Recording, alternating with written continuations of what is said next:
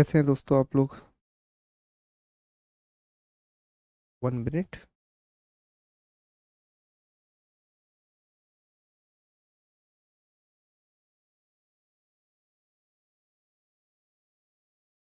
कैसे हैं सभी लोग। बढ़िया। पढ़ाई वगैरह कैसी चल रही है दोस्तों। Very good morning, very good morning. Raju, Ekta, RG, Nagendra, Anubhav, Priya, Amrapal, Mahima, Surya, Anjali, Akshara, Pushpa, SK Kumar.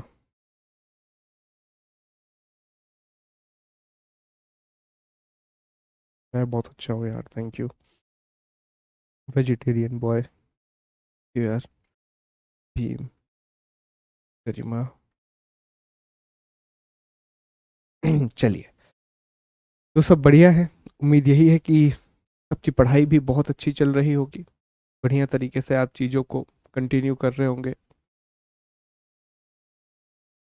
ठीक है, तो टॉपिक को शुरू करते हैं। कल की क्लास में हमने एक टॉपिक पढ़ना शुरू किया था दोस्तों। कल हम ब्रिटिश कालीन आर्थिक नीतियों को पढ़ना शुरू किए थे। हमने economic policy of Britishers in India को पढ़ना शुरू किया था, जिसमें सबसे पहले हम भू राजस्व व्यवस्था का अध्ययन कर रहे हैं। सबसे पहले हम लैंड रेवेन्यू पॉलिसीज के बारे में पढ़ रहे थे। अब भू राजस्व व्यवस्था के तहत हमने जाना कि इसमें हमें पृष्ठभूमि पढ़ना है, जो हमने कंप्लीट किया। इजारेदारी व्यवस्था वॉरेन हेस्टिंग के द्वारा शुरू की गई थी। ये असफल हो गई। शुरुआत में इसे 5 सालों के लिए शुरू किया गया था। जो भी सबसे अधिक नीलामी लगाता था उसे जमीन का भू राजस्व वसूलने का अधिकार दिया जाता था। तो इस व्यवस्था को रिप्लेस करके लॉर्ड कॉर्नवालिस ने बंगाल, बिहार, उड़ीसा, बनारस और उत्तरी कर्नाटक के, जो भारत उस समय के 19% क्षेत्र में था, स्थायी बंदोबस्त व्यवस्था को लागू किया। परमानेंट सेटलमेंट सिस्टम को शुरू किया। इसके बाद फिर हम रैयतवाड़ी के बारे में पढ़ेंगे और महलवाड़ी के बारे में पढ़ेंगे। अब कल हमने पृष्ठभूमि पढ़ ली थी, क्या आवश्यकता थी, क्यों उन्होंने शुरू किया, ये वाली बात हमने पढ़ ली थी। फिर हमने इजारेदारी व्यवस्था को पढ़ा था, स्थायी बंदोबस्त को पढ़ा था, इसके अन्य नामों में मालगुजारी व्यवस्था, स्तमरारी बंदोबस्त, जागीरदारी व्यवस्था, अनुपस्थित जमींदार व्यवस्था, ये नाम दिए जाते हैं। फिर हमने पूरी पृष्ठभूमि को समझा। समझने के बाद जान पाए भ्रष्टाचार हो रहा था। Pitt's India act, Lord Cornwallis आया, उसने एक रेवेन्यू बोर्ड बनाया। जॉन सोर ने कहा कि जमींदारों को ही भूस्वामी मानना चाहिए। और 22 मार्च 1793 को अंततः स्थायी बंदोबस्त व्यवस्था की शुरुआत हो गई थी। तो यहाँ तक हमने समझ भी लिया था और मैंने आपको डिक्टेट भी करवा दिया था, है ना। दोनों चीजें हैं, मैंने आपको समझा भी दिया था और डिक्टेट भी करा दिया था। अब हमें आगे बढ़ना है और इसके उद्देश्य समझने हैं कि आखिर स्थायी बंदोबस्त व्यवस्था के उद्देश्य क्या थे, ऑब्जेक्टिव क्या थे। अब देखो, ये जो उद्देश्य हम यहाँ लिख रहे हैं, ये वो उद्देश्य हैं जो कि ब्रिटिश इतिहासकारों ने बताए हैं या ब्रिटेन के ऑफिशियल डॉक्यूमेंट से हमें पता चले हैं। ठीक है, देखिए ब्रिटेन के ऑफिशियल डॉक्यूमेंट में जो पहली बात लिखी हुई है कि भारत में इस व्यवस्था का पहला उद्देश्य था दोस्तों, अधिकतम, अब ध्यान देंगे समझेंगे चीजों को, अधिकतम भू राजस्व प्राप्त करना, मैक्सिमम लैंड रेवेन्यू को अर्न करना। अधिकतम भू राजस्व प्राप्त करना, मैक्सिमम लैंड रेवेन्यू को अर्न करना। अब ये बात तो हम पहले भी देख चुके हैं कि ब्रिटेन जितनी भी भू राजस्व नीतियां भारत में ला रहा है, उन सभी का उद्देश्य क्या है दोस्तों। तो उन सभी का उद्देश्य है अपनी औपनिवेशिक आवश्यकताओं और महत्वाकांक्षाओं की पूर्ति करना, अपने कॉलोनियल इंटरेस्ट और एस्पिरेशंस को फुलफिल करना। तो जब वो इंडिया में लैंड रेवेन्यू सिस्टम लेकर के आएंगे, तो यहां भी उनका उद्देश्य होगा कि मैक्सिमम और रेगुलर, ठीक है, अधिकतम और स्थायी रूप से या व्यवस्थित रूप से भू राजस्व प्राप्त करना। दूसरा जो उनका उद्देश्य था कि वे प्रशासनिक प्रशासनिक कठिनाइयों से भी बचना चाहते थे। इसे प्रशासनिक कठिनाई भी कह सकते हैं, या फिर हम ये भी कह सकते हैं कि प्रशासनिक खर्च को कम करना चाहते थे। तो याद कीजिए, हमने आपको एक एग्जाम्पल दिया था कि मान लीजिए कि बिहार में 1 लाख किसान हैं, तो फिर मुझे अगर लगान वसूलने का काम दिया गया तो मुझे 1 लाख किसानों के पास लगान वसूलने के लिए जाना पड़ेगा। लेकिन अगर इसी को आप दूसरे तरीके से सोच के देखें कि मैं वहां पर सिर्फ 100 जमींदार बना दूं, अब वो 100 जमींदार जाने कि वो 1 लाख किसानों से कैसे लगान वसूलेंगे। मेरा एक अधिकारी अब सिर्फ 100 जमींदारों के पास जाएगा, लगान वसूलेगा और वापस आ जाएगा। तो ऐसे में क्या हुआ, जो मेरा प्रशासनिक व्यय है और प्रशासनिक कठिनाइयां हैं, एडमिनिस्ट्रेशन का एक्सपेंस है, और जो एडमिनिस्ट्रेशन की हमारी रिस्पॉन्सिबिलिटीज है वो दोनों ही कम हो जाती। बोलो यस और नो, मेरी बात समझ में आ रही है कि नहीं आ रही है? ठीक है। अब तीसरा उद्देश्य बड़ा खतरनाक है दोस्तों, और ध्यान से इसको समझने की आवश्यकता है। ध्यान दीजिए तीसरे उद्देश्य में। तीसरा उद्देश्य, ब्रिटिश इतिहासकार ये मानते हैं कि इस व्यवस्था का तीसरा उद्देश्य था कि भारत में एक शक्तिशाली वर्ग को बनाना। देखो ध्यान देना, बहुत इंटरेस्टिंग है ये वाला पॉइंट। भारत में एक शक्तिशाली वर्ग को बनाना है और उसका समर्थन प्राप्त करना है।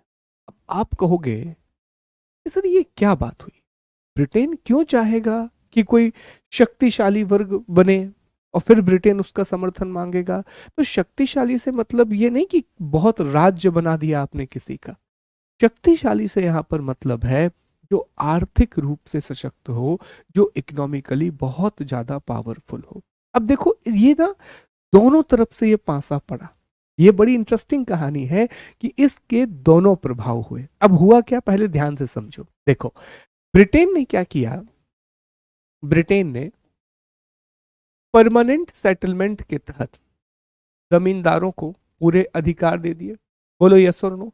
जमींदार को ही क्या माना गया कि आप भूमि के मालिक हैं, तो जमींदार पर ही पूरे के पूरे अधिकार थे। ये बात हम सभी लोग जान रहे हैं। आगे जाकर के ये जितने भी जमींदार हैं ना दोस्तों, ये सब पैतृक होते थे। ठीक है, ये सब पैतृक होते थे। मतलब ये है पैतृक होने का कि आज जैसे मान लीजिए कि जमीन मेरे पास है, अगर मेरा बेटा भी लगान भरता रहेगा तो जमीन हमेशा उसके पास बनी रहेगी। तो इन पर पैतृक अधिकार था। ठीक है, हेरिडेटरिकल ऑर्डर में ये चल रहे हैं, तो ये भी एक फायदा है। तो इससे बहुत लंबे समय के बाद हमें देखने मिलता है कि लगभग 50-60 सालों में ही एक शक्तिशाली जमींदार वर्ग भारत में बन गया। एक शक्तिशाली जमींदार वर्ग भारत में बन गया। अब इसका प्रभाव क्या हुआ, ब्रिटेन ने यह सोचा था कि ये जितने भी जमींदार हैं वो ब्रिटेन को समर्थन करेंगे, और ये सच भी है। ये जो शक्तिशाली वर्ग बना, इसमें से मान के चलिए कि 70% के आसपास जो जमींदार थे वो ब्रिटिश ईस्ट इंडिया कंपनी के लिए बड़े लॉयल थे। और ये हमें देखने के लिए मिलता है जब 1857 की क्रांति होती है, और उस क्रांति में हमें ये चीजें देखने के लिए मिलती हैं कि अगर बहुत बड़ा जमींदार वर्ग उस समय क्रांति का समर्थन करता तो निश्चित तौर पर वो क्रांति सफल हो जाती। लेकिन जमींदार क्यों करेगा क्रांति का समर्थन? उसे पता है ना कि कल के दिन अगर बिहार पर ब्रिटिश ईस्ट इंडिया कंपनी का शासन नहीं रहा तो हमारी तो जमींदारी चली जाएगी, और हमारी सिर्फ जमींदारी नहीं जाएगी, हमारे पूरे विशेष अधिकार चले जाएंगे, फिर हमारी कोई वैल्यू नहीं रहेगी। तो वो कभी इन चीजों का समर्थन नहीं करेगा, वो कभी भी इसको सपोर्ट नहीं करेगा। बात समझिए। दूसरी ओर आप देखें तो यहीं से एक दूसरा वर्ग भी निकलेगा, एक ऐसा वर्ग क्योंकि पैसे वाला है, तो इसी पैसे वाले वर्ग ने शिक्षा ग्रहण की। और शिक्षा कहाँ जाकर के? बाहर जाकर के, विदेश जाकर के। टैगोर परिवार से बहुत लोग विदेश जाएंगे शिक्षा लेने के लिए। गुजरात से जो जमींदार वर्ग हैं वो शिक्षा लेने के लिए बाहर जाएंगे। तो ये शिक्षा लेने के लिए कहाँ जाने लगे? विदेश जाने लगे। अब जब ये पहली बार विदेश पहुंचेंगे, पहली बार ये ब्रिटेन पहुंचेंगे, तो वहां इन्हें चीजें दिखाई देंगी। यहाँ लोगों के पास अधिकार है, लोग अपने नेता का चुनाव खुद कर रहे हैं, लोगों का जीवन बेहतर है, टैक्स की जो दरें हैं वो काफी कम है, इंडस्ट्रीज हैं, इंडिया में इंडस्ट्री नहीं है। अब जब ये भारत आएंगे तो फिर ये पोल खोलना शुरू करेंगे, फिर ये बताना शुरू करेंगे कि भारत में जो ब्रिटेन का शासन है वो कितना खोखला शासन, कितनी समस्याएं हैं, कि ब्रिटेन इंग्लैंड में भी रूल कर रहा है और ब्रिटेन जो है वो भारत में भी रूल कर रहा है। लेकिन इंग्लैंड के लोगों को जो अधिकार सुख सुविधाएं दी गई हैं वो भारत के लोगों को नहीं दी गई हैं। तो यहाँ से पृष्ठभूमि तैयार होगी, और पृष्ठभूमि तैयार होगी भारतीय राष्ट्रीय आंदोलन की, इंडियन नेशनल मूव। और याद रखें कि भारतीय राष्ट्रीय आंदोलन की शुरुआत इन्हीं लोगों के द्वारा की गई थी। ये जो एलीट है, बाद में इसमें मध्यम वर्ग जुड़ेगा, और फिर बहुत बाद में जाकर के इसमें से जो सर्वहारा वर्ग है, जिसमें किसान मजदूर आते हैं, महात्मा गांधी के आगमन के बाद वो भी इसमें जुड़ने लगेंगे। तो हम ये कह सकते हैं कि निश्चित तौर पर ये अपने उद्देश्य में कामयाब हुए। इन्होंने भारत में एक शक्तिशाली जमींदार वर्ग बनाया, इसमें कोई डाउट नहीं है। लेकिन वो दोनों तरह से काम किया। 70% से ज्यादा ब्रिटेन के लिए लॉयल थे, लेकिन 30% ऐसे भी रहे जिन्होंने घटनाओं का समर्थन किया, जिन्होंने राष्ट्रीय आंदोलन को सपोर्ट किया। ये चीज हमें देखने के लिए मिलती है। बताइए, क्या ये वाला पॉइंट क्लियर हुआ? ये वाला पॉइंट इंपॉर्टेंट है, क्लियर हुआ आपके दिमाग में? बताएं जल्दी से।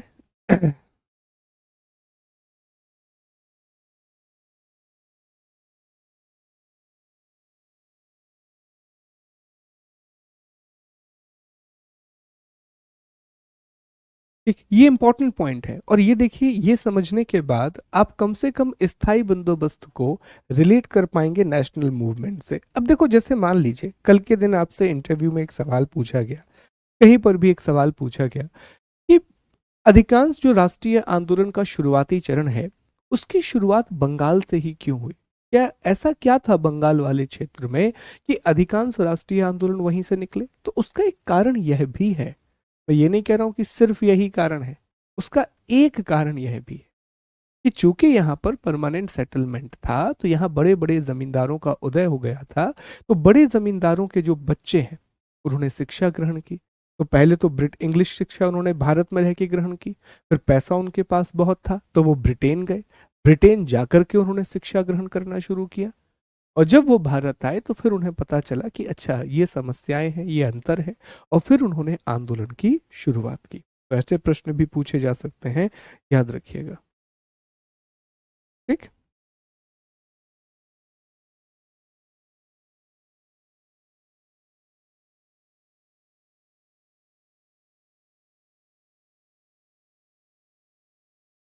क्या हो रहा है भाई क्लास में? कौन गाली गलौज कर रहा है? अब्यूज हुआ है क्या क्लास में?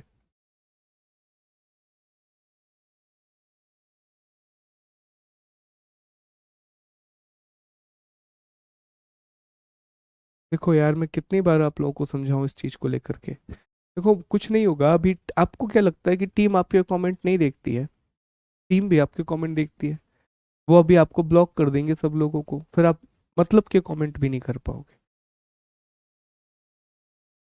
और दूसरी एक चीज और समझें आप लोग, कि पता है इससे नुकसान आपका हो जाता है और बहुत जेन्युइन बच्चों का नुकसान हो जाता है। मैं फिर कमेंट देखते ही नहीं हूँ, मैं नहीं, और मुझे लगता है कोई भी टीचर कमेंट नहीं देख पाते होंगे। तो जेन्युइन डाउट भी चले जाते हैं। तो या तो ऐसा मत करो आप लोग। नहीं, मैं रोज देखता हूँ, पर शुरुआत से ही आप ऐसा कर रहे हैं। नहीं, मुझे बोलने की जरूरत नहीं पड़ती, ब्लॉक कर दो। टीम ऑटोमेटिकली फिर आपको ब्लॉक कर दे जाएगी, है ना? तो इस बात का ध्यान दीजिए। और नहीं, ये गलत है। एकता जी, डू नॉट अब्यूज, ये बिल्कुल सही नहीं है।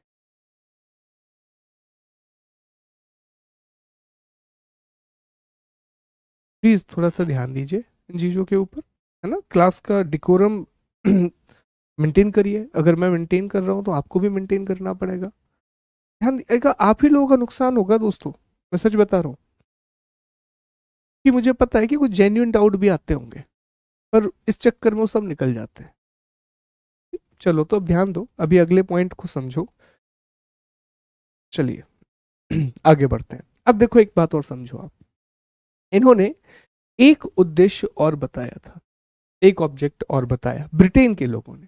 ब्रिटेन के लोगों ने कहा कि इस व्यवस्था का एक उद्देश्य यह भी था कि किसान तथा तथा कृषि का विकास करना। उद्देश्य तो था, विकास किया नहीं, बात अलग है, पर ऑब्जेक्टिव जरूर ये था कि हम क्या करेंगे, हम ये भारत में व्यवस्था इसलिए लेकर के आ रहे हैं ताकि हम एग्रीकल्चर को डेवलप कर सकें। अच्छा, इन्होंने ये काम पाकिस्तान वाले क्षेत्र में बखूबी किया है। पाकिस्तान वाले क्षेत्र में आप जाकर के देखेंगे तो भयंकर इन्होंने नहर बनवाई है, एक्सट्रीम नहरें बनवाई हैं इन्होंने। आज भी आप देखें सबसे बड़ा नहरों का तंत्र आपको पाकिस्तान में देखने मिलेगा। पर इस तरफ इन्होंने एग्रीकल्चर पर बहुत विशेष ध्यान नहीं दिया, बहुत ज्यादा ध्यान नहीं दिया। तो ये इसका उद्देश्य था, ये चीजें आपको याद रखनी है। चलिए, तो हेडिंग लगा के लिख लीजिए, मैं लिखवा दे रहा हूं आपको एक एक करके। लिखिए। हेडिंग लगा लीजिए अगली। स्थायी बंदोबस्त व्यवस्था के उद्देश्य। Objectives of objectives of permanent settlement system.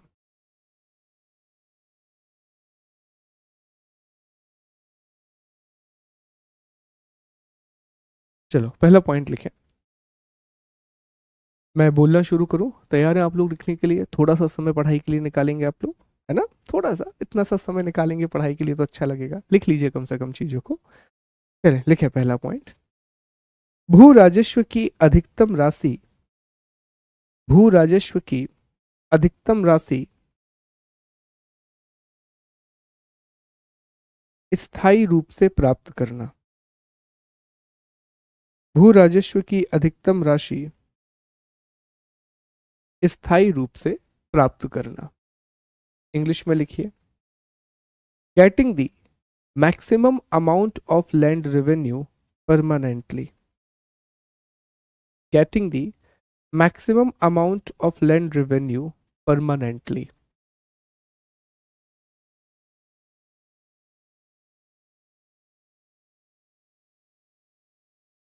ठीक। दूसरा लिखिए। भारत में यार एक मिनट रुकना, मैं चेयर लेके आ जाऊं।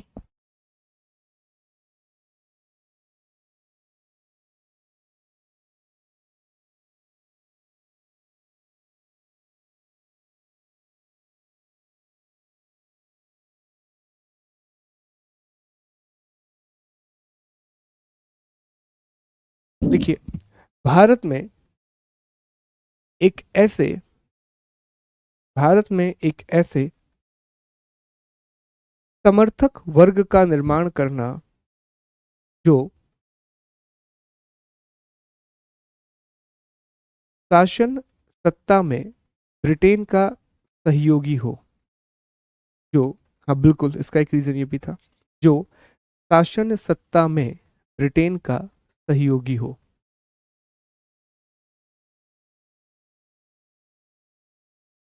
To create a supporter class in India who who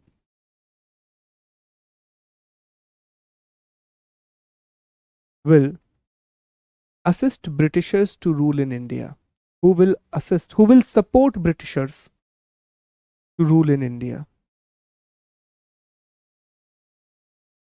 हाँ ये बात सही है सुष्मिता, अग्री।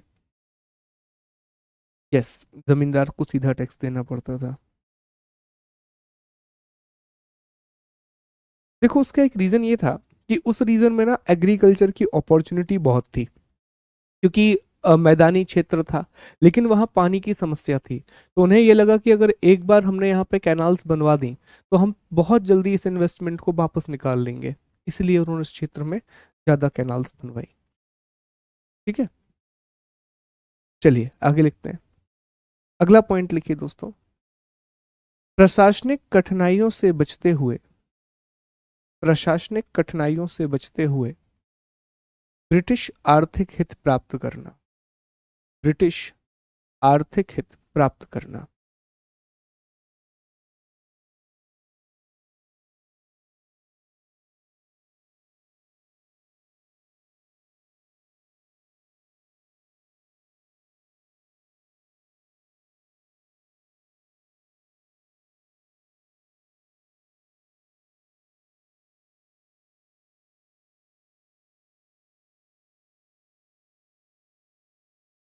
इंग्लिश में लिखें।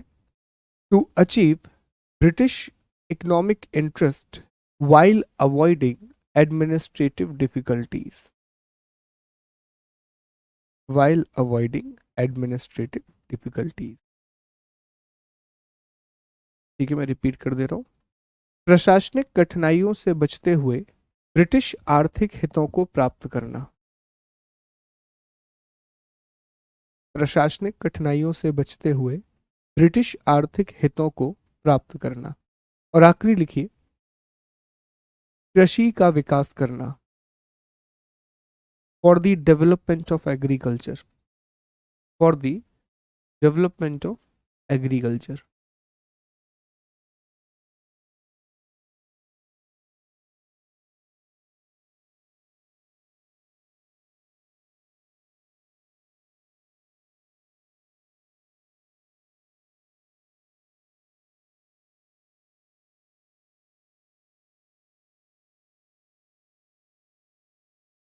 बताइए, लिख लिया आपने?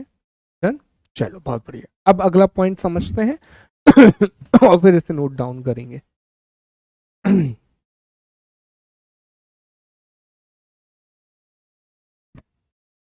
हेलो,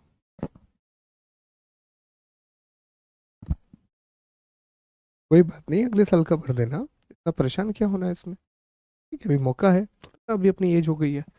चलिए आगे बढ़ते हैं। अब आप अध्ययन करेंगे विशेषताएं, कैरेक्टरिस्टिक्स, कि आखिर इस व्यवस्था की विशेषताएं क्या थी, कैरेक्टरिस्टिक क्या थे। देखो, सबसे पहली चीज जो ऑलरेडी हम जान चुके हैं कि इस व्यवस्था को किसने लागू किया था दोस्तों। तो सर, इस व्यवस्था को लॉर्ड कॉर्नवालिस ने लागू किया था। ठीक है, कब लागू किया था तो ये भी हम जान रहे हैं कि 22 मार्च 1793 को इसे लागू किया गया था। किन क्षेत्रों में लागू किया था तो ये बंगाल, बोलते जाओ कमेंट में तो बढ़िया रिवीजन हो जाएगा। बिहार, बंगाल, बिहार, उड़ीसा, बनारस और उत्तरी कर्नाटक, जो कि उस समय ब्रिटिश भारत की टेरिटरी का 19% था। मतलब ब्रिटिश भारत का जितना भी ब्रिटेन ने अधिकार किया था भारत के क्षेत्रों पर, उस पूरी भूमि का 19% इलाका था। अब इसमें चीजें क्या थी, इनको जरा डिटेल में समझने का प्रयास कीजिए। देखो, एक सवाल आपके दिमाग में आता है कि सर इसे स्थायी बंदोबस्त क्यों कहा जा रहा है। समझना है अभी पहले आपको कि सर इसे स्थायी बंदोबस्त क्यों कह रहे हैं, इसे परमानेंट सेटलमेंट क्यों कह रहे हैं। स्थायी का अर्थ यहां पर यह था कि जो लगान की राशि है या दर है वो निर्धारित थी। जो रेट ऑफ इंटरेस्ट है या अमाउंट ऑफ रेवेन्यू है या रेट ऑफ रेवेन्यू है, वो डिसाइड किया गया। और बंदोबस्त इसलिए कहा गया क्योंकि ब्रिटिश सरकार ने सीधा किसानों से समझौता नहीं किया, इन्होंने समझौता किया जमींदारों से। जमींदार को ही, जो जमींदार होता था उसी को इन्होंने भूमि का स्वामी मान लिया, उसी को इन्होंने लैंड का ऑनर मान लिया और जमींदार से ही ये पूरा का पूरा लगान वसूला करते थे। ये पहली विशेषता है। ठीक है, अब दूसरी विशेषता जो यहीं पर आप समझें, ध्यान दीजिएगा कि इस व्यवस्था में इन्होंने दो काम किए। ध्यान दें, पहला पॉइंट मैंने आपको यह समझाया कि स्थायी एक लगान की राशि निश्चित कर ली गई कि इतना पर्टिकुलर जो अमाउंट है वो हर साल जमींदार किसको देगा, ब्रिटेन की सरकार को देगा। तो ये हो गया स्थायी। कितना अमाउंट होगा उसकी चर्चा मैं अभी करता हूं। दूसरा पॉइंट इसमें यह कहा गया, जैसा कि जॉन शोर ने कहा था कि जो पूरी की पूरी जमीन है उसका मालिक जमींदार होगा, किसान सिर्फ वहां पर खेती करने वाले लोग होंगे। इसका अर्थ क्या है सर, अर्थ समझिए। जैसे मान लीजिए कि ये पूरा का पूरा एक इलाका है, लेट्स एग्जांपल बिहार। ठीक है, ये बिहार का क्षेत्र है और यहां की जमींदारी एक व्यक्ति को मिली और उस व्यक्ति का नाम है ए। ए नाम के व्यक्ति को यहाँ की जमींदारी मिल गई। ठीक है, जमींदारी मिल गई, जमींदारी मिली, तो बिहार में जितने भी किसान हैं उन सब के संपत्ति पर अधिकार खत्म हो जाते, और बिहार की पूरी जमीन का मालिक, अब बिहार की पूरी जमीन का मालिक कौन होगा? तो ये ए नाम का जमींदार होगा। ये बहुत बुरी व्यवस्था थी दोस्तों। इस व्यवस्था ने किसानों के भूमि पर पैतृक अधिकारों को खत्म कर दिया। पहली बार ऐसा हो देखने के लिए आपको मिलेगा। ठीक है, दूसरी बात, ना सिर्फ अधिकारों को खत्म किया, जमींदार को एक और यहां पर अधिकार दिया गया। जमींदार से कहा गया कि अगर कोई भी किसान अपना लगान नहीं दे रहा है तो आप उसकी जमीन को बेच सकते हो, आप उसकी जमीन को सेल कर सकते हो। दोस्तों, for the first time in India जमीन की खरीद फरोख्त आपको देखने मिलेगी।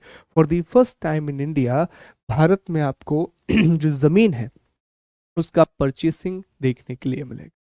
कि लोग सेल और बाय करना शुरू करेंगे जमीन को, और सिर्फ जमीन नहीं, तालाब भी उसमें शामिल है, हर चीज आपको देखने मिलेगी।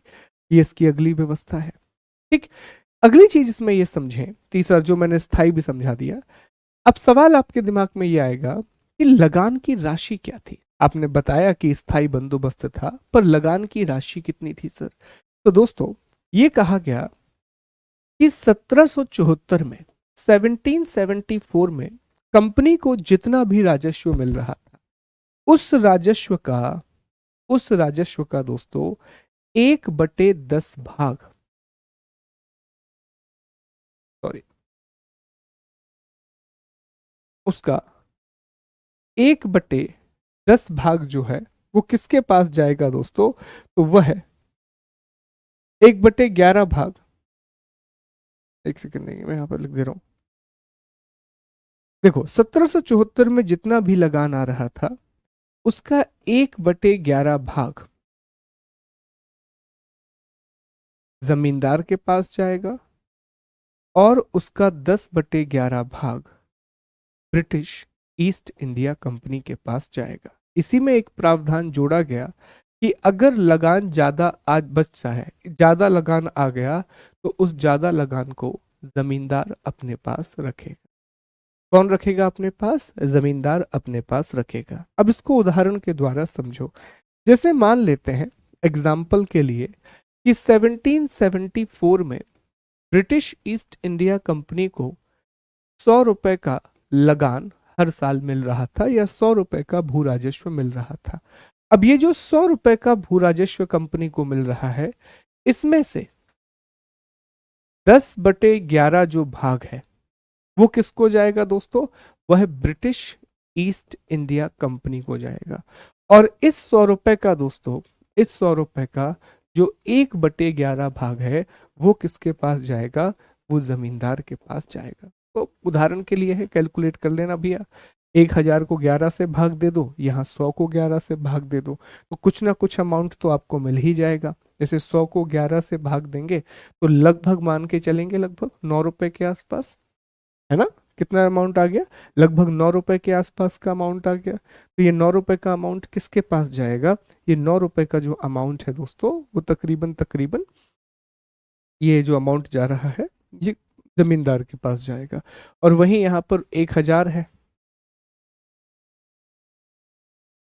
उसको 11 से भाग दे दीजिए, तो यहाँ पर भी कितना अमाउंट आएगा? कैलकुलेट करके आप लोग बता दें, देख लें जितना भी अमाउंट आएगा। ठीक, तो ये इसमें नियम बनाया गया कि 1/11 हिस्सा जमींदार के पास और 10/11 हिस्सा ब्रिटिश ईस्ट इंडिया कंपनी के पास जाएगा। उस लगान का जो कि 1774 में वसूला जा रहा था, 1774 में वसूला जा रहा। उसके अलावा जमींदार को एक अधिकार दिया गया। जमींदार को अधिकार यह दिया गया कि देखो, हमें सिर्फ हमारे लगान से मतलब है, हमें हमारा उतना अमाउंट मिलना चाहिए जितना हमने तुमसे बोला है। अगर इसके ऊपर तुमने रेवेन्यू कलेक्ट किया तो उस सब पे तुम्हारा अधिकार। तो अब जमींदार क्या करेगा दोस्तों? क्या वो किसान का शोषण करेगा कि नहीं करेगा? बताओ कमेंट करके। किसान का शोषण करेगा कि नहीं करेगा? सर बिल्कुल ये किसान का शोषण करेगा, निश्चित तौर पर ये किसान का शोषण करेगा। ठीक है, कितना? किसान का शोषण निश्चित तौर पर करेगा। क्यों करेगा किसान का शोषण? सर क्योंकि उसको अधिकार है कि जो भी एक्स्ट्रा रेवेन्यू जनरेट होगा वो पूरा जमींदार अपने पास रख सकता है। तो वो किसानों को उसने शोषण करना शुरू किया, बहुत लगान वसूला जाता। कहा जाता है कि इस व्यवस्था में लगान की राशि दिखती कम थी लेकिन होती दोगुनी से ज्यादा थी। होती क्या थी? दोगुनी से ज्यादा थी। ठीक है, ये चीज है। अब इसमें एक और नियम है, इसमें एक और नियम है, ध्यान देना। इसमें एक कानून था जिसे सूर्यास्त कानून कहा जाता था, सनसेट लॉ कहा जाता था। सनसेट लॉ, सूर्यास्त कानून। पर ये सूर्यास्त कानून क्या था, सनसेट लॉ क्या था? देखो, हमेशा क्या होता था कि जैसे एक जमींदार है, मान लीजिए कि ए नाम का जमींदार है। ए नाम के जमींदार से कहा गया कि तुम्हें हर साल, मान लेते हैं हर साल तुम्हें 25 जनवरी को, हर साल तुम्हें 25 जनवरी को लगान की राशि, लगान मतलब रेवेन्यू, भू राजस्व, ठीक है, लगान की राशि ब्रिटिश ईस्ट इंडिया कंपनी को देनी है। ये रूल बना दिया गया। अब ये जो ए नाम का व्यक्ति है, इससे कहा जाता था कि अगर 25 जनवरी का 25 जनवरी का सनसेट से पहले, सनसेट से पहले अगर तुम लगान नहीं दे पाए तो तुम्हारी जितनी भी जमीन है, तुम्हारी जितनी भी जमीन है वो तुमसे छीन ली जाएगी और दोबारा किस्त से उसको दूसरे जमींदार को दे दिया जाए, दोबारा से उसे दूसरे जमींदार को दे दिया जाए। ये सनसेट लॉ था। अब इसका नुकसान क्या हुआ? इसका बहुत भयंकर नुकसान हुआ। क्या होता था कि पहले शुरुआत में जब ब्रिटिश ईस्ट इंडिया कंपनी और लॉर्ड कॉर्नवालिस ने जमींदारी बांटी थी तो वो छोटे छोटे जमींदारों को बांटी थी, क्योंकि उसका मानना यह भी था कि हमें जमींदार को बहुत पावरफुल नहीं बनाना है, हमें जमींदार को एक्सट्रीमली पावरफुल नहीं बनाना है, एक नियंत्रण भी जमींदार के ऊपर हमें रखना है, विच इज इंपॉर्टेंट। तो सनसेट लॉ के तहत होने ये लगा कि जो छोटे जमींदार थे कई बार वो अपना लगान नहीं दे पाते। अब चूंकि वो अपना लगान नहीं दे पाते तो ब्रिटेन उनकी जमीन छीन लेता और फिर इनकी नीलामी होती, फिर इनकी नीलामी होती। और नीलामी में अब क्या होने लगा, जो पावरफुल, ध्यान दीजिएगा बहुत अच्छा कंसेप्ट है, जो पावरफुल जमींदार थे, कैसे पावरफुल? जिनके पास बहुत पैसा आ गया था, ये जमींदार इन जमीनों को अपने अधिकार में कर लेते। ये जमींदार क्या करते? इन जमीनों को अपने अधिकार में कर लेते। और इससे एक व्यवस्था जन्म हुई और इसे कहा जाता है दूरस्थ या अनुपस्थित, दूरस्थ या अनुपस्थित जमींदार व्यवस्था। इंग्लिश में इसे कहा जाता है रिमोट और एब्सेंट जमींदार सिस्टम। पर कैसे ये व्यवस्था शुरू हुई, आइए इस बात को भी समझते हैं। जैसे मान लेते हैं कि एक क्षेत्र है, उदाहरण के लिए मान लेते हैं मिर्जापुर, ठीक है, तो मिर्जापुर की जमींदारी नीलाम हो रही है। मिर्जापुर की जमींदारी क्या हो रही है? नीलाम हो रही है। अब एक व्यक्ति है जो कहां पर रहता है, तो मान लेते हैं कि एक व्यक्ति है जो कि कलकत्ता में है और उसके पास कलकत्ता की जमींदारी है। अब वो भी इस नीलामी में आया हुआ है। मिर्जापुर की नीलामी में कलकत्ता का जमींदार आया हुआ है। कलकत्ता में उसके पास बहुत पैसा, बेहिसाब पैसा है उसके पास, तो वो क्या करेगा, एक अच्छी बोली लगाएगा जमीन की और फिर इस जमीन पर कलकत्ता के जमींदार का अधिकार हो जाए। अब मेरे एक प्रश्न का जवाब देना आप लोग, क्या कलकत्ता का जमींदार मिर्जापुर में आके रहेगा? नहीं रहेगा। क्या कलकत्ता का ये जमींदार मिर्जापुर में खुद जाकर के टैक्स वसूलेगा? नहीं वसूलेगा। ये किसको नियुक्त करेगा? ये अपने अंदर मध्यस्थों को नियुक्त करेगा। जैसे मान लो मैं कलकत्ता का जमींदार हूं, मैं कह दूंगा कि भैया आलोक, जाओ जाकर के देखो मिर्जापुर संभालो। अब आलोक भी रईस हो गए, तो आलोक ने भी किसी को कह दिया कि भैया तुम जाओ तो मिर्जापुर की जमींदारी संभालो। तो अब मैं सबसे ऊपर ब्रिटेन, उसके नीचे मैं हूं कलकत्ता का जमींदार, मेरे नीचे आलोक है, आलोक ने भी एक लोग को अपॉइंट कर दिया। तो अब आपने क्या बना दिए, आपने लेयर बना दिए साहब। जमींदार, फिर उसका एजेंट, पहला एजेंट, फिर उसका दूसरा एजेंट, और फिर नीचे किसान। तो आपको ये नहीं लगता कि ये बीच के एजेंट पैसा नहीं कमाएंगे क्या? तो वैसे ही किसान का शोषण हो रहा है। अब उसी में से सेकंड एजेंट को भी पैसा चाहिए, पहले एजेंट को भी पैसा चाहिए, और मुझे तो चाहिए ही चाहिए, मुझे तो पैसा चाहिए ही चाहिए। और मैं ज्यादा लगान क्यों बोल रहा हूं वसूलने के लिए? क्योंकि ब्रिटेन ने इस व्यवस्था में एक नियम बनाया था कि जो भी ज्यादा लगान आएगा उसे जमींदार अपने पास रखेंगे। तो मान लीजिए, लेट्स अज्यूम, मान लेते हैं कि 20 रुपए लगान ब्रिटिश ईस्ट इंडिया कंपनी को देना है, लेकिन मैं क्या बोलूंगा, 40 वसूलो भाई। कितना वसूलो? 40 वसूलो। अब ये तो मैंने बोला, फिर ये बोलेगा 40 की जगह 45 वसूलो, ये बोलेगा 50 दो, 5 इसका, 5 इसका, 40 इसके, 20 चला गया ब्रिटिश ईस्ट इंडिया कंपनी को। ये खतरनाक सिस्टम, ये विनाश कर दिया किसानों, भयंकर शोषण। किसानों की जमीनें बिक गई, मैक्सिमम किसानों की जमीनें। क्यों? क्योंकि अधिकार था जमींदार के पास। अगर किसान ने लोन नहीं दिया तो आप उसकी जमीन को बेच सकते। एक्सट्रीम एक्सप्लॉइटेशन देखने मिलता है इस व्यवस्था में। देख रहे हो व्यवस्था कितनी भयंकर व्यवस्था है। इसीलिए कहा गया कि इसने एक ऐसा लूट का आधार तैयार किया जिससे भारत के लोग कभी उभर ही नहीं पाए। समझ में आया आपको ये चीज? उनके अधिकार समाप्त कर दिए गए, सारी चीजें बिल्कुल सही है। बताइए, समझ में आया? किसानों का अत्यधिक शोषण, अत्यधिक शोषण। अभी इस पे भी हम आएंगे। एक बहुत अच्छा प्रश्न आया है हिमांश का कि सर इस व्यवस्था को पूरे क्षेत्र पर क्यों लागू नहीं किया गया, उस पर भी हम आएंगे कि क्यों रैयतवारी और महलवारी को लागू किया गया। सर हम कह सकते हैं, बिल्कुल बिल्कुल गीता, और ये सच सत्य बात है कि जितने भी, अब तो ठीक है, अभी तो आपको बड़े बड़े जमींदार देखने मिलेंगे, आपके दादाजी लोगों से पूछिएगा, वो तो आपको प्रत्यक्ष बता देंगे कि यह अंग्रेजों की समय की जमीन है। दादाजी लोग उस समय रहे होंगे, है ना, तो वो बता भी देंगे आपको कि अंग्रेजों के समय की जमीन है। ठीक, तो लिख लिया जाए फिर अब। बताएंगे, आप लोग तैयार हो जाए तो लिखवा देते हैं।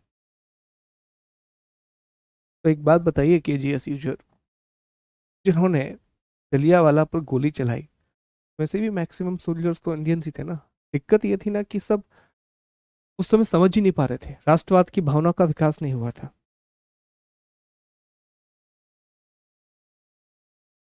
चलिए लिखें, पहला पॉइंट लिखें,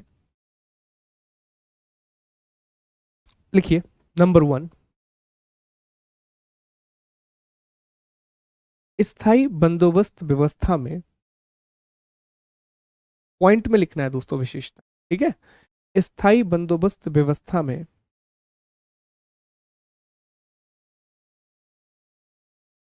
जमींदारों को, जमींदारों को भूमि का स्थायी मालिक बना दिया गया।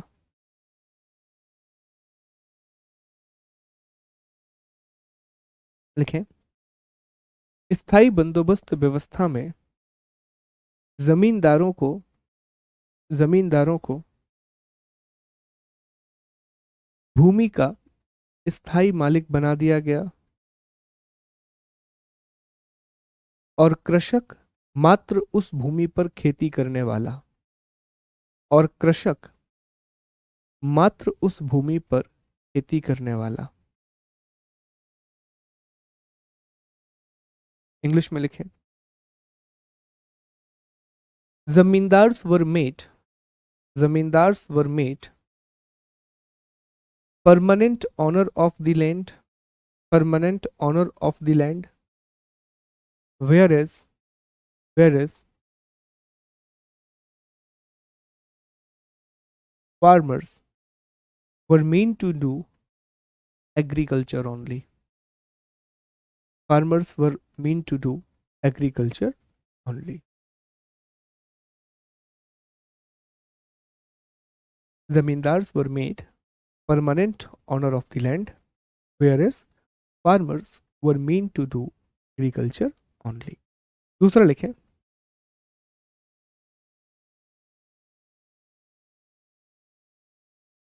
इस व्यवस्था के तहत सरकार ने इस व्यवस्था के तहत सरकार ने भू राजस्व का समझौता भू राजस्व का समझौता किसानों के स्थान पर जमींदार वर्ग से किया।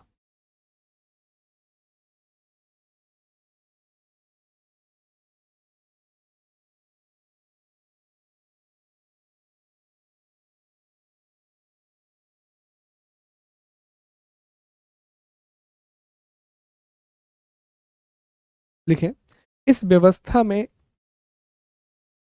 अंग्रेजों ने भू राजस्व का समझौता किसानों के स्थान पर जमींदारों से किया। जमींदारों से किया।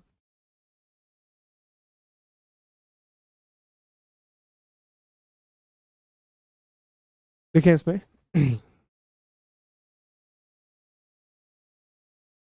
इंग्लिश में, the agreement of land revenue the agreement of land revenue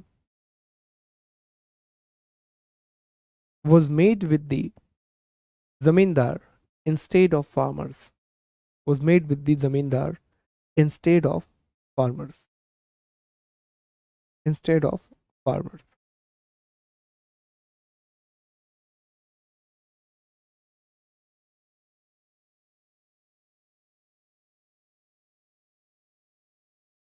अगला लिखें, अगला पॉइंट, भूमि पर जमींदारों का अधिकार पैतृक एवं हस्तांतरणीय था। भूमि पर जमींदारों का अधिकार पैतृक एवं हस्तांतरणीय था।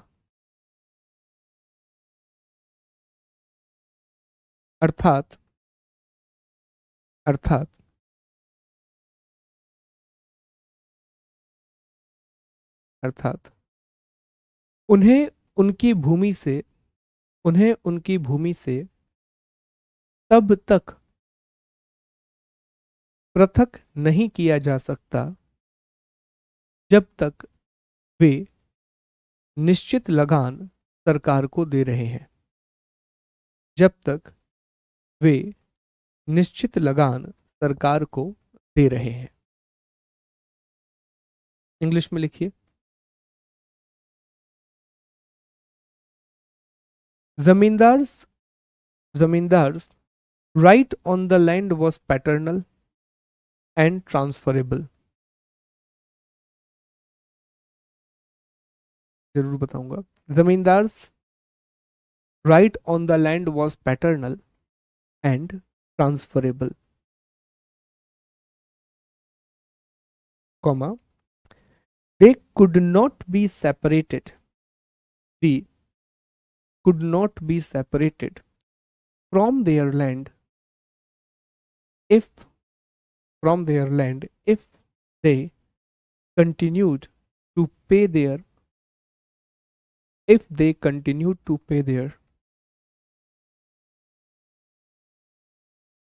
taxes to company। अगला पॉइंट लिखिए दोस्तों,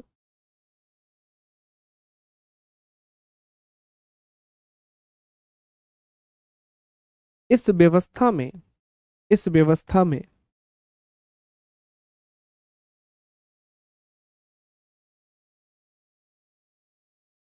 सरकार का किसानों से कोई प्रत्यक्ष संबंध नहीं था। इस व्यवस्था में सरकारों का किसान से कोई प्रत्यक्ष संबंध नहीं था।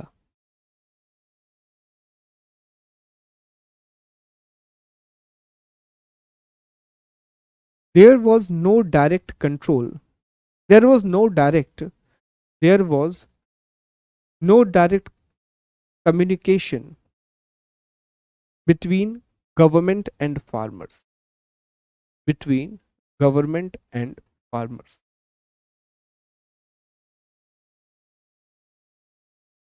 लिखें. अगला पॉइंट लिखें. 2 पॉइंट और हैं, लिखिए. भू राजस्व.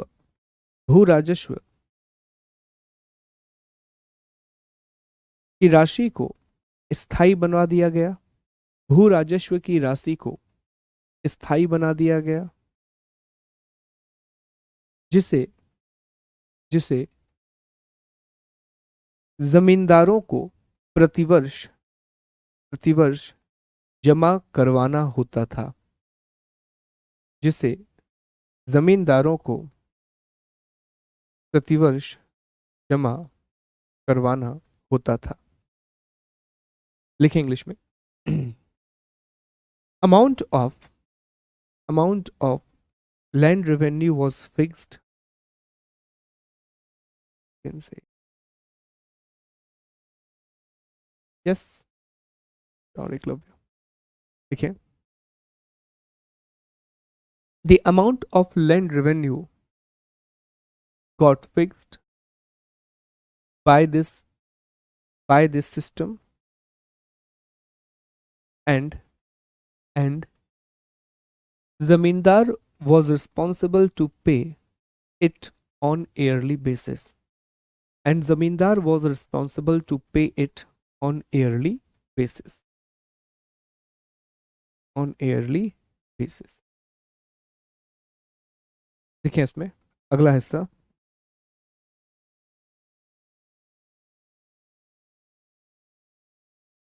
(1774) में लगान के रूप में वसूली जा रही राशि. 1774 में लगान के रूप में वसूली जा रही राशि का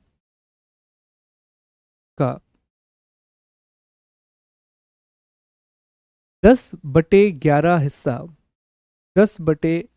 हिस्सा कंपनी को मिलता था, जबकि 1/11 हिस्सा जमींदारों को मिलता था. तो रफली हम ये भी कह सकते हैं कि 90% हिस्सा किसानों के पास ब्रिटिश कंपनी के पास आ रहा है, और 10% के आसपास जो अमाउंट है वो जमींदारों के पास आ रहा है. एक बार फिर से मैं रिपीट करूंगा. 1774 में लगान के रूप में वसूली जा रही राशि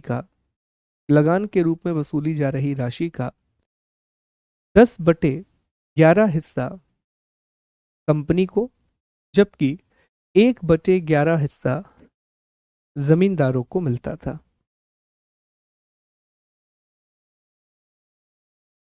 इंग्लिश में लिखिए.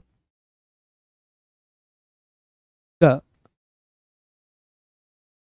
amount of revenue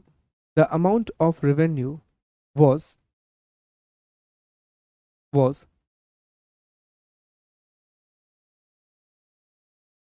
10/11 part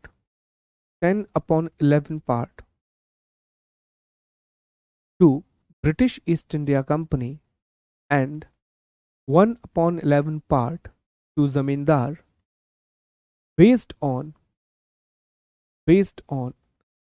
the revenue collected in 1774. अरे नहीं, आप लोग समझे नहीं इस वाले पॉइंट. मैं समझा देता हूँ, 1 मिनट. 2 पॉइंट है, ठीक है. देखो समझो क्या कहानी है. आप लोग समझ ये कहानी कुछ इस तरह से है. जैसे मान लेते हैं कि 1774 में एग्जाम्पल ले लेते हैं कि जो लैंड रेवेन्यू का रेट था वो 20% था. कितना था? 20% था. 20%. अब क्या हुआ? एक किसान है, 1774 की बात कर रहा हूं. एक किसान है और उस किसान ने अपने यहां, लेट्स अज्यूम 100 किलोग्राम का उत्पादन किया। अब रेट कितना है?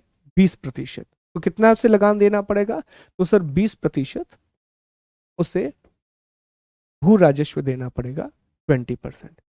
तो ये नहीं कह रहे हैं कि इस 100 किलोग्राम में से अब ये जो 20 किलोग्राम बचा, ये जो 20 किलोग्राम बचा, इस 20 किलोग्राम का दोस्तों याद रखिएगा 10/11 हिस्सा ब्रिटिश ईस्ट इंडिया कंपनी के पास जाएगा और 1/11 हिस्सा जो है वो जमींदार के पास जाएगा। तो अगर इसको मैं रफली बांटूं, रफली, तो लगभग मैं कह रहा हूं कि ब्रिटिश ईस्ट इंडिया कंपनी इसका 90% लेकर के जाएगी और जमींदार इसका 10% लेकर के जाएगा, 20 किलोग्राम का।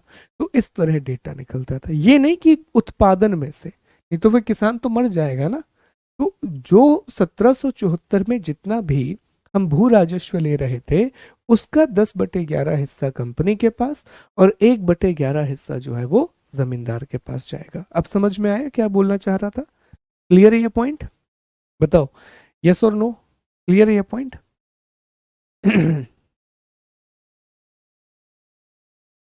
ठीक, चलिए इसमें अगला पॉइंट लिखिए, लिखें, लिखें इसमें, तय की गई, तय की गई राशि से अधिक लगान वसूलने पर उसे रखने का अधिकार जमींदारों को दिया गया। तय की गई राशि से अधिक लगान वसूलने पर उसे रखने का अधिकार जमींदारों को दिया गया। Surplus revenue will be kept bye जमींदार।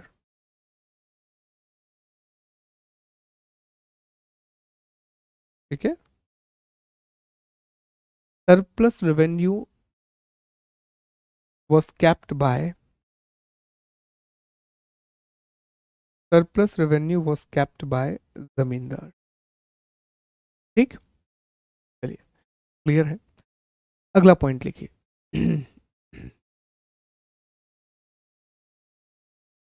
यदि, ऐसा लिखें, सॉरी, इसमें भूमि को, भूमि को, sorry sorry sorry sorry, change करें, लिखें, भूमि पर से किसानों के परंपरागत अधिकार समाप्त हो गए। भूमि पर से किसानों के परंपरागत अधिकार समाप्त हो गए तथा, तथा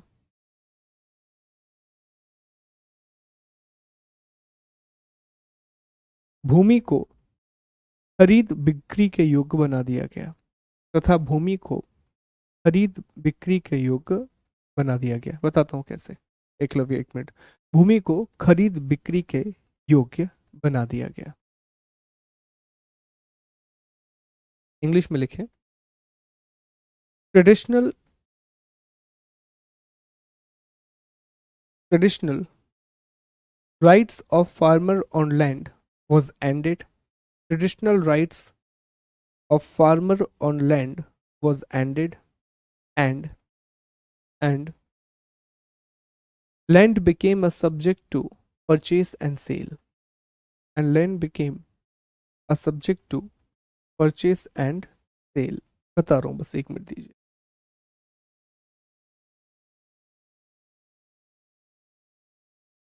लिखें इसमें, एक पॉइंट और लिखें कि यदि इसी में कंटिन्यू करना, यदि किसान, यदि किसान लगान नहीं दे पाता था, यदि किसान लगान नहीं दे पाता था तो उसकी जमीन, उसकी जमीन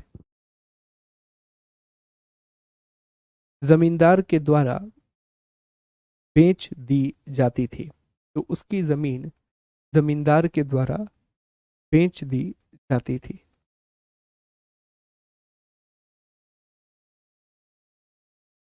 इंग्लिश में लिखिए, if farmer could not pay the land revenue, if farmer could not pay the land revenue, their land was sold by जमींदार, there land was sold by जमींदार।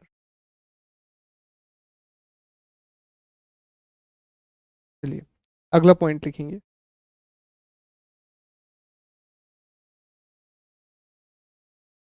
इस व्यवस्था में इस व्यवस्था में सूर्यास्त कानून भी लाया गया। इस व्यवस्था में सूर्यास्त कानून भी लाया गया, भी लाया गया, जिसके तहत जिसके तहत जिसके तहत एक निश्चित तिथि के सूर्यास्त तक जिसके तहत एक निश्चित तिथि के सूर्यास्त तक सरकार को सरकार को लगान नहीं दिया गया नहीं दिया गया तो जमींदारों की भूमि नीलाम कर दी जाती थी। तो जमींदारों की भूमि नीलाम कर दी जाती थी।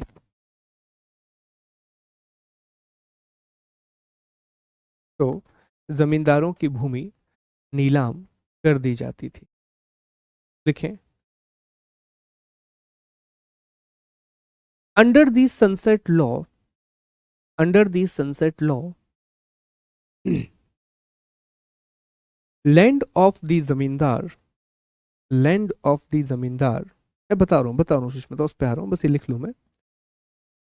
Under the sunset law land of the जमींदार would have been auctioned land of the zamindar would have been auctioned if the rent was not paid by if the rent was not paid by if the rent was not paid by the sunset of scheduled date of the payment, paid by the sunset of the scheduled date of payment।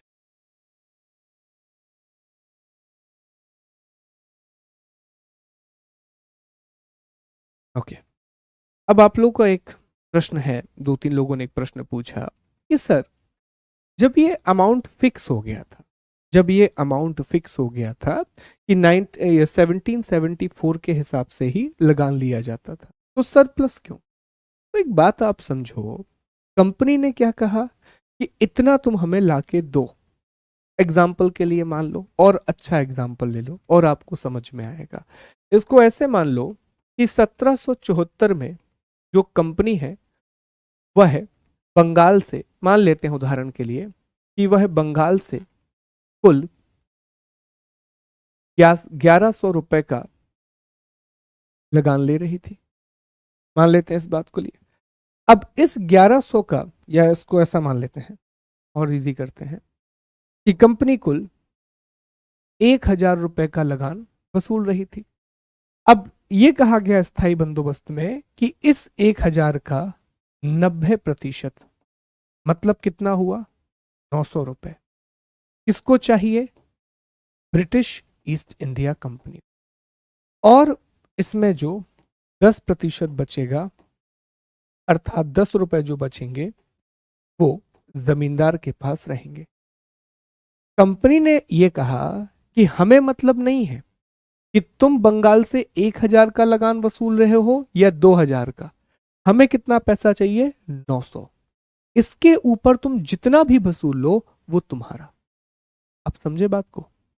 मतलब सीधी सी बात है कि आपने मुझे जमींदारी दे दी बंगाल की, और आपने मुझसे कहा कि देखो शुभम, हम बस चाहते हैं कि आप हमें 900 रुपए हर साल लाके दो, बाकी तुम्हारी जमीन है, तुम्हारा पूरा बंगाल है, तुम्हें जितना पैसा वसूलना वसूलो। तो मैं क्या करने लगा? मैं करने ये लगा कि मैं किसानों से 1000 की जगह 2000 रुपए लगान लेता, 1000 की जगह 2000 रुपए का लगान लेने लगा। ब्रिटेन को कितना देना है? 900। और बाकी किसके पास आएगा? मेरे पास आएगा। क्यों?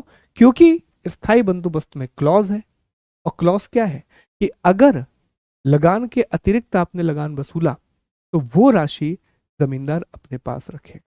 अब समझ में आई ये बात? बताओ, क्लियर है? यस और नो? ठीक, ये सिस्टम था, ये सिस्टम। ठीक है, तो ये स्थायी बंदोबस्त व्यवस्था के आपके विशेषताएं भी हो गई। एक काम कीजिए, एक बार इनको पढ़ लीजिए, फिर हम इनके प्रभावों का अध्ययन करते हैं। हमने पृष्ठभूमि पढ़ ली, हमने उद्देश्य पढ़ लिए, और अब हम आखिरी पॉइंट आएंगे। हाँ बिल्कुल, जमींदारों ने भरपूर शोषण किया है, भरपूर शोषण किया है। ये जो टैक्स रेट है ना, ये जो टैक्स रेट है, ये फिक्स था सिर्फ कंपनी और जमींदारों के लिए। किसानों के लिए कोई टैक्स रेट की फिक्स नहीं थी। किसान तो जमींदार की मर्जी पर थे ना साहब, किसान जो है वो जमींदार की मर्जी, कि जमींदार जितना चाहे उतना टैक्स वसूल ले। तो ये जो टैक्स की दरें मैंने आपको लिखवाई है ना, कि 10/11, 1/11, ये जमींदार और ब्रिटिश ईस्ट इंडिया कंपनी के लिए फिक्स थी।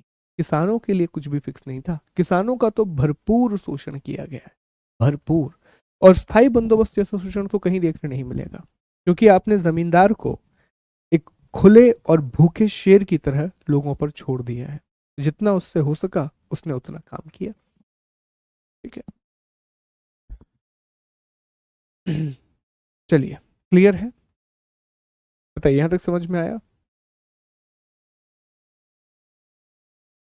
चले, अब हमें इनके परिणामों का अध्ययन करना है, हमें इनके प्रभावों का अध्ययन करना है कि प्रभाव क्या हुआ, इसके परिणाम क्या हुए। तो अगली हेडिंग लगाइए आप लोग, डी। ये आखिरी हेडिंग होगी परमानेंट सेटलमेंट के तहत। अगली हेडिंग डी, स्थायी बंदोबस्त व्यवस्था के, हेडिंग लगाइए प्रभाव या परिणाम। स्थायी बंदोबस्त व्यवस्था के प्रभाव या परिणाम। ठीक है, रिजल्ट भी कह सकते हैं, इम्पैक्ट भी कह सकते हैं, जो भी आपको लिखना हो। इम्पैक्ट ऑफ परमानेंट सेटलमेंट, तो एक तरफ हम इसके सकारात्मक प्रभाव लिखेंगे। अच्छा, तो ये सकारात्मक प्रभाव किसके लिए? ब्रिटेन के लिए। ठीक है, एक तरफ हम इनके पॉजिटिव इंपैक्ट लिखेंगे फॉर द ब्रिटिशर्स, और दूसरी ओर हम इसके नकारात्मक प्रभावों का अध्ययन करेंगे, नेगेटिव इंपैक्ट। अच्छा, ये ब्रिटेन हटा देना, सिर्फ सकारात्मक लिखो। तो एक तरफ हम सकारात्मक प्रभावों का अध्ययन करेंगे, और दूसरी ओर हम नकारात्मक प्रभावों का अध्ययन करेंगे कि पॉजिटिव इंपैक्ट क्या हुआ और नेगेटिव इंपैक्ट क्या हुआ। तो आइए एक एक करके पहले इनको समझ लेते हैं, फिर मैं बाद में आपको डिक्टेट करा दूंगा। देखो, इसका सबसे पहला फायदा तो ये हुआ दोस्तों, कि जो ब्रिटिश ईस्ट इंडिया कंपनी है उसकी एक निश्चित आय तय हो गई, उसकी एक निश्चित आय तय हो गई, उसका एक फिक्स्ड इनकम आने लगा, फिक्स्ड इनकम आने लगा। और ये बड़ी बात है। क्या होता है दोस्तों, एक बात आप समझें, कि जब आपकी एक निश्चित आय आने लगती है, जब आपकी एक फिक्स्ड इनकम आने लगती है, तो फिर आप प्लानिंग अच्छी कर सकते हो, क्योंकि आपको पता है कि इतनी राशि मेरे पास आनी है, तो मुझे यहाँ इसको कहाँ निवेश करना है, क्या मुझे कुछ खर्च करना है, या फिर मुझे कहीं इन्वेस्ट करना है, या फिर मुझे युद्ध लड़ना है। तो ये ब्रिटेन के लिए बहुत अच्छा फायदा हुआ, कंपनी के लिए बहुत अच्छा फायदा हुआ, कि जैसे ही कंपनी की निश्चित आय आने लगी तो उनका फाइनेंशियल मैनेजमेंट बेहतर हो गया।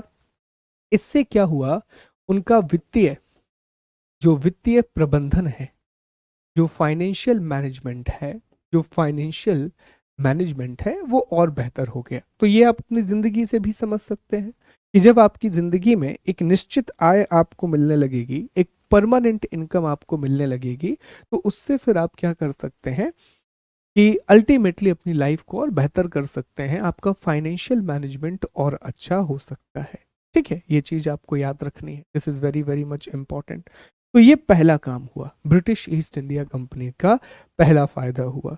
दूसरा ये हुआ कि इससे जो ब्रिटिश ईस्ट इंडिया कंपनी है, उनके प्रशासनिक व्यय में कमी आई, प्रशासनिक व्यय में कमी आई, decrease in the administrative expensive, प्रशासनिक व्यय बहुत कम हो गए।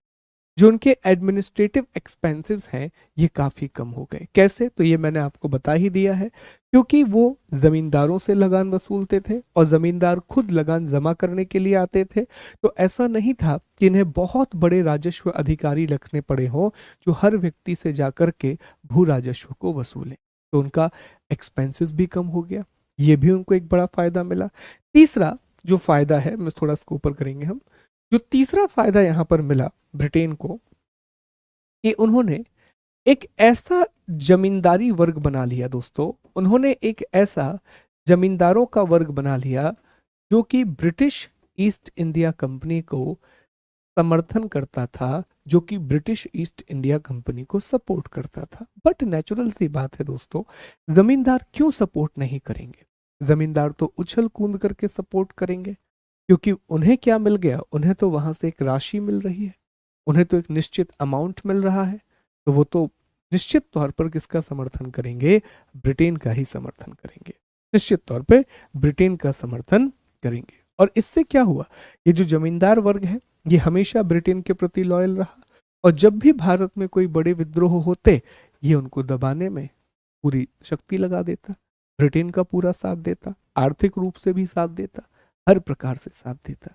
ठीक है, बस इसका फायदा ये हुआ कि भारत के कंटेक्स में, कि इसी जमींदार वर्ग में से कुछ जमींदार ऐसे भी थे, कुछ जमींदार ऐसे भी थे जिन्होंने राष्ट्रीय आंदोलन का समर्थन किया, जिन्होंने नेशनल मूवमेंट को सपोर्ट किया। अब ये पॉइंट मैंने आपको समझा दिया है कि वो शिक्षा लेने के लिए जाएंगे, एजुकेशन लेने के लिए जाएंगे, तो वहां से फिर चीजें निकल करके आएंगी। तो कुछ ऐसा हुआ जिन्होंने अल्टीमेटली राष्ट्रीय आंदोलन में सपोर्ट किया। और इसी जमींदार वर्ग ने एक और काम किया, इसी ने भारत में आधुनिक उद्योगों की स्थापना की, इसी ने इंडिया में मॉडर्न इंडस्ट्रीज को शुरू किया।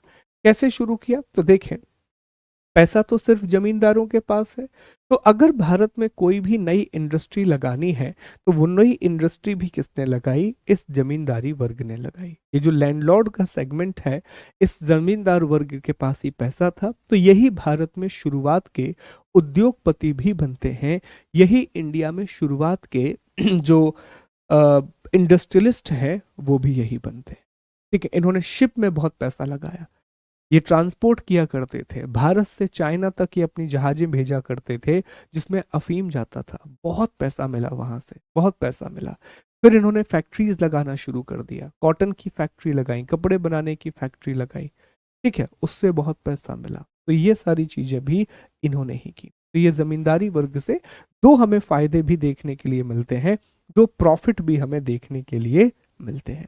ठीक है, अब नकारात्मक प्रभावों की तो फिर बात ही अलग है, बहुत सारे नकारात्मक प्रभाव हुए। तो सबसे पहली बात तो हम जान रहे हैं कि जो किसान है, जो फार्मर है, उसके भूमि पर संपत्ति के अधिकार को समाप्त कर दिया गया, जो उसके ओनरशिप राइट है, जो मालिकाना हक है, उसको खत्म कर दिया गया। दूसरी बात, किसान का शोषण बहुत किया गया, जो किसान है उसका शोषण बहुत किया गया, उसको बहुत एक्सप्लॉइट किया गया। ठीक है, इससे एक अनुपस्थित जमींदारी वर्ग बना। तो ये सब ऑलरेडी हम देख चुके हैं कि इसके नकारात्मक प्रभाव बहुत सारे हैं।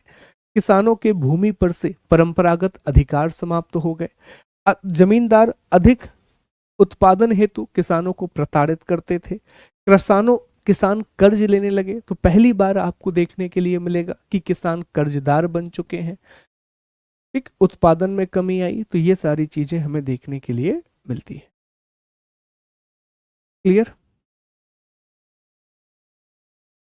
सूर्यास्त कानून मैंने आपको समझाया था, अभी अभी समझाया था, और एक बार क्लास देखेंगे तो आपको मिल जाएगा।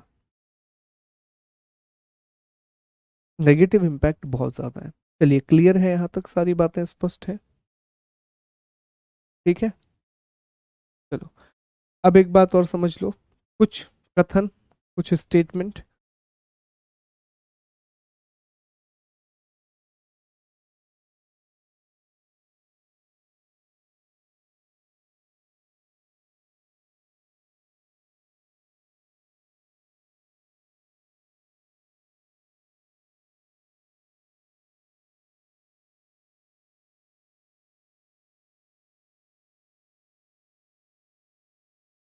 ये देखें, कुछ कथन पढ़ लेते हैं, कुछ स्टेटमेंट पढ़ लेते हैं, ध्यान दीजिएगा इन कथनों के बारे में।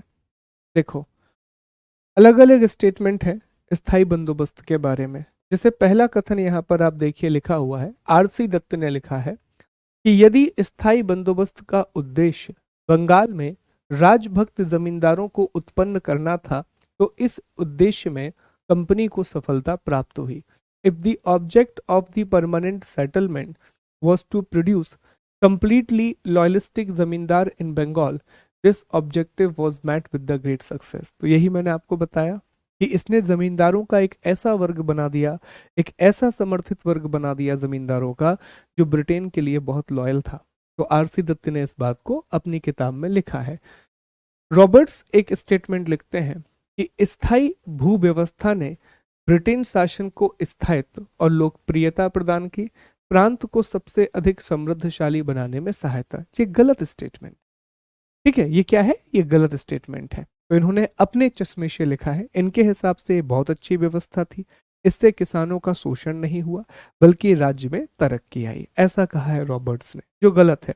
आरसी दत्त का एक और स्टेटमेंट है, लॉर्ड कॉर्नवालिस का 1793 का स्थायी बंदोबस्त बुद्धिमत्तापूर्ण और सफल था जिसने भारत में ब्रिटिश शासन के स्थायित्व को योगदान दिया। बिल्कुल सही है, बहुत बड़ा डिसीजन है जो लॉर्ड कॉर्नवालिस ने लिया है।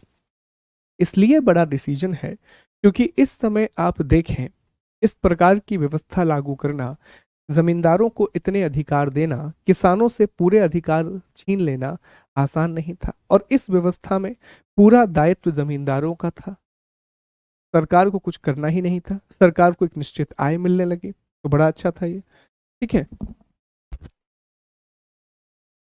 बेवरीज ने कहा कि यह भयानक भूल और अन्याय पर आधारित योजना थी जिसमें केवल जमींदारों के साथ समझौता हुआ जबकि किसानों के अधिकारों की पूर्ण रूप से उपेक्षा की गई। और ये बहुत अच्छा स्टेटमेंट, आप कोट कर सकते हैं बेवरीज को। जब भी आप इसका कंक्लूजन लिखें या आप इसमें नकारात्मक प्रभाव लिखें तो आप बेवरीज को कोट कर सकते हैं।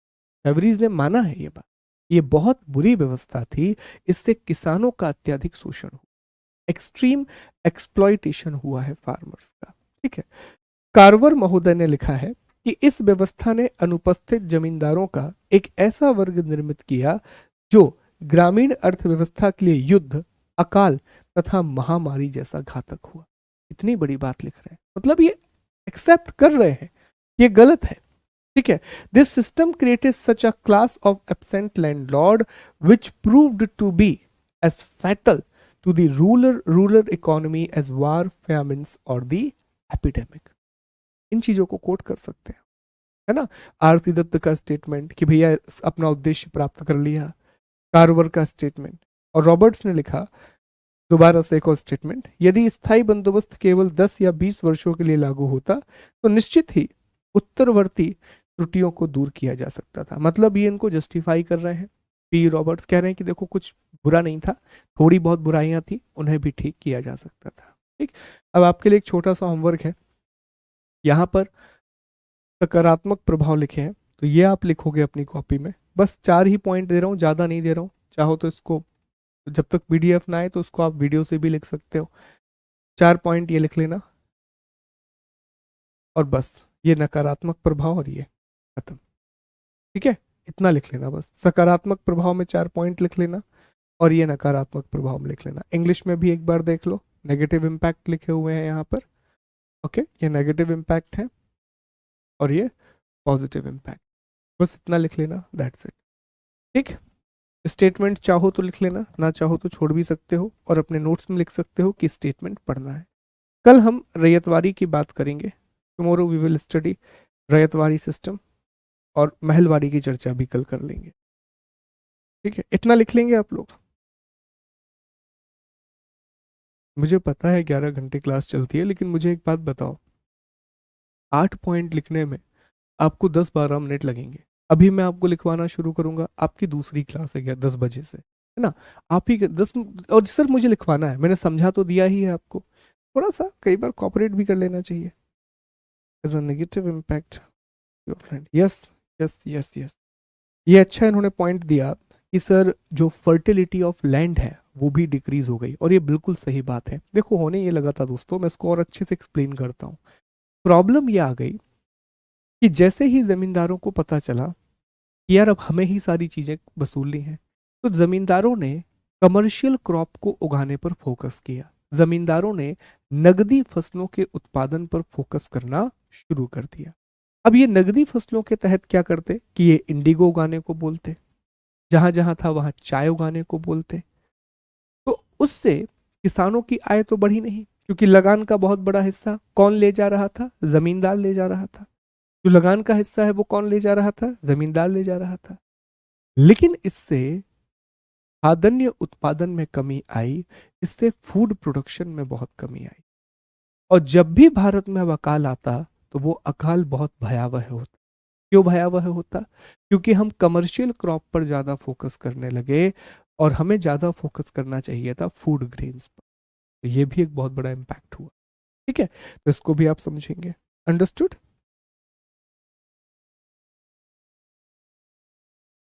चलिए, तो मिलते हैं कल हम आपसे। ख्याल रखिए अपना। Take care, God bless you. और कल हम रयोतवारी सिस्टम के बारे में पढ़ेंगे, और कल ही से समाप्त करेंगे। लैंड रेवेन्यू ये बड़ा था दोस्तों, और ये इंपॉर्टेंट भी है। ठीक है, ये इंपॉर्टेंट भी है। थैंक यू सो मच दोस्तों। Take care, God bless you. जय हिंद, जय भारत।